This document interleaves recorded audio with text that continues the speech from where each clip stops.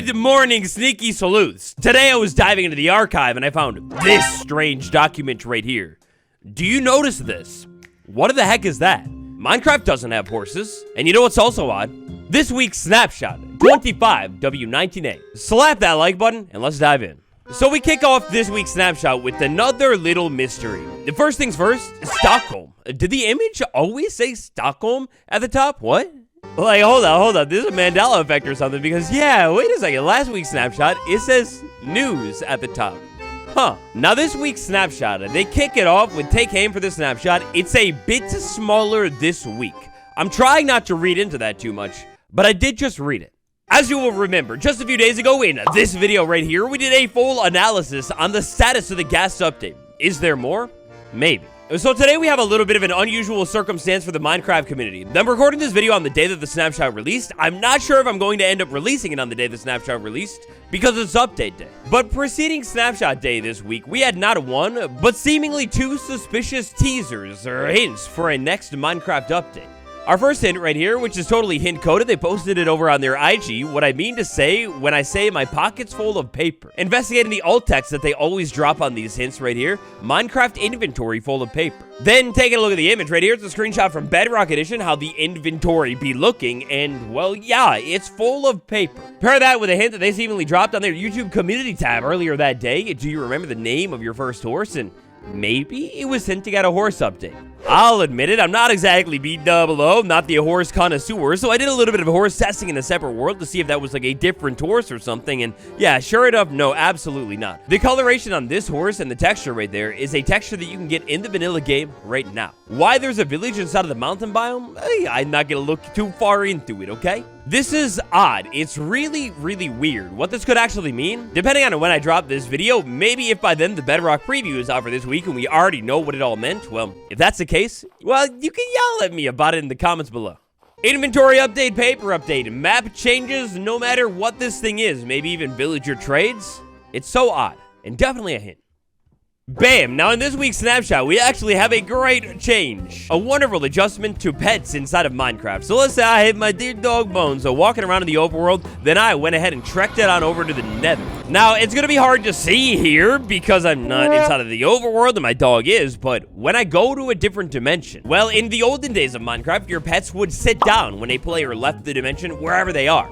Now, they will do that again. This was a weird issue that popped up somewhere along the line, and yeah, your pet will basically sit down in the same exact spot, exactly wherever sweet pet was standing last before you left the dimension, abandoning it entirely. Heading over to the Big Money Studio, as we might recall in last week's snapshot, all of my beautiful sign work, it was entirely obliterated and erased. Well, now, signs, oh, as long as you didn't interact with them in the last snapshot, they are so back. I'm not going to look too far into this one, mainly because I don't know what kind of update this could really be hinting at, but yeah, sign text being functional. Well, inside of this week's snapshot, that is one of the only 20 or so bug fixes that we got. Now look, hold on. What if I told you that this week's snapshot is a little bit of a combat update? Because it kind of is. Well, alright, so combat update. This specifically relates to projectiles and how they will work. Today, projectiles will now have a target tolerance margin that'll change over time. In simple terms, what this will amount to is different accuracy, slight adjustments to how close an arrow needs to be to something for it to actually hit that thing. Wait, whoa. Wait a sec. Okay, never mind.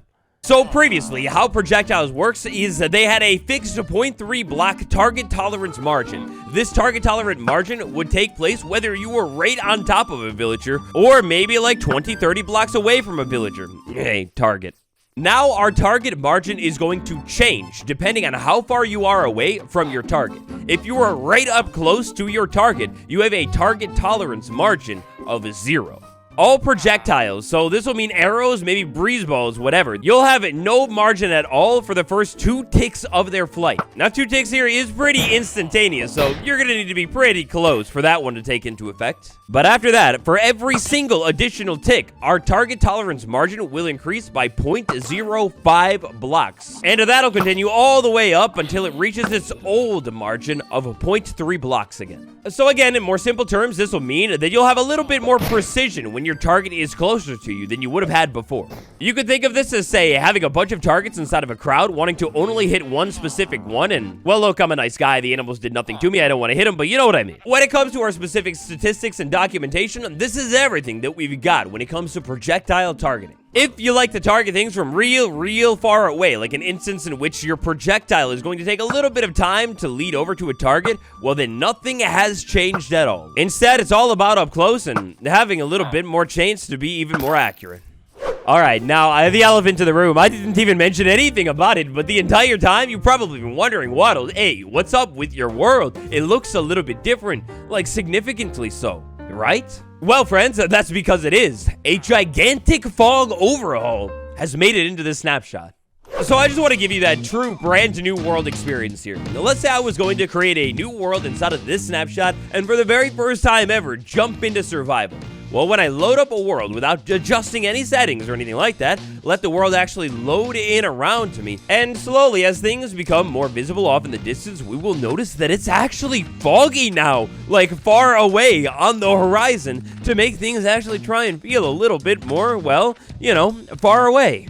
Now look here, I won't lie, with everything being monotone inside of the desert, this might have been specifically the single worst seed that I could have had to show off this change, but, I mean, check out the mesa, that's not really even orange. Ooh-wee, I think I kind of like this. It throws me back to the olden days of Minecraft, wherein fog would set in, like way when you were down at the bottom of the world. Hold up. Okay, we'll focus. We'll come back to that idea for a second. So moving over to a completely different biome here, walking around, we will see that there is currently no difference in the fog whatsoever. This fog is basically overlaid across your entire Minecraft world and is going to look the same no matter what from biome to biome. Where I find that this fog starts to become even more apparent and maybe even looks a little bit better is if you have a biome that maybe has a little bit more going on. Say, maybe a jungle biome or something. On ground inside of this world, a little bit of a low spot, if we take a look around us really quick and start to see areas that are farther away, the fog actually does make these things, at least in my opinion, they feel like they are actually a little bit farther away now. And what I was just saying about something like a jungle biome where you have a lot of things that really stand up tall with the fog there, well, yeah, I said it best just a second ago. It looks a little bit farther away. Now, fog, hey, the settings right here, I can already hear it out of the comments. Some people are going to like this fog stuff. Do we have a setting here in which we could adjust to maybe move the fog away? And I don't actually think so. I feel like this is definitely one of those things that should absolutely be a toggle. Like, for example, if we can adjust the clouds inside of our world, we should probably be able to adjust the fog inside of our world as well. I triple, quadruple check all of this stuff because I just want to make sure I'm not, like, missing anything here. But I swear, I don't see anything about a fog. So how this is going to work here is it's just going to be on by default when you jump into your world, and then we have two different kinds of fogs going on. We have render distance fog, which is meant to kind of blur where your world just, you know, basically pops out all the way at the end of your render distance, and then we have atmospheric fog, which is the fog that takes place a little bit closer to you in order to make your world feel, well, you know, a little bit more real and have depth going on to it. In the olden days, this fog stuff was all basically tied together and was one singular thing. And I haven't seen this one quite yet, but if it's raining, the fog is meant to get a little bit... Whoa, you can tell it for sure. The fog actually gets a little bit heavier too, obstructing things off in the distance even more. Whoa, that was crazy. Like, all right, let's check this out. Flip it back over to clear, and looking off in the distance over there, you can see as the rain fades away, things actually get a little bit brighter off in the distance. It's kind of a weather update. Oh, that's really, really cool. I like that. One more time, let's just check it out with like a jungle way off in the distance there. Oh, that's really cool. It actually makes the world feel like it gets way, way darker here. So that makes me wonder, what if it was thundering? Does the fog get even more intense as it gets darker? Maybe not.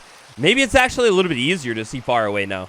How about our fog update into the middle of the nighttime now? As the sun starts to fade away from the world, I've noticed that, well, when the tones of my world get a little bit darker, the fog becomes a little bit less apparent, but it is definitely still absolutely here. I ain't gonna lie, Chief, I almost feel like the fog maybe looks a little bit better at nighttime. It's like less apparent.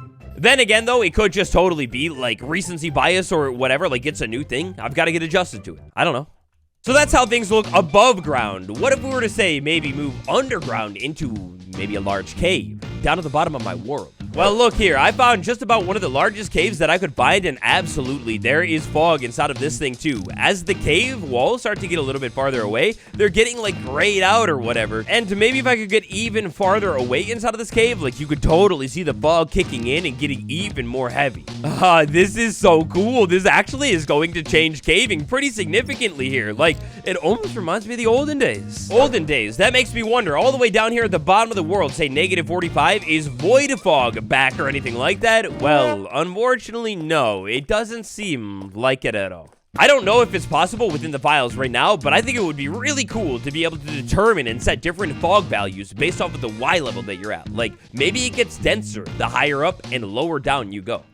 Now, like we covered, from biome to biome right now, it's all going to just be exactly the same. But I can't help but wonder if sometime, maybe in the near future, biome to biome, things could be a little bit different. Is it a coincidence that only 2 drops ago, one of the biggest community feedback suggestions, one of the greatest missed opportunities was a denser fog inside of a specific biome, cough, cough, pale garden, and now we actually get a fog update?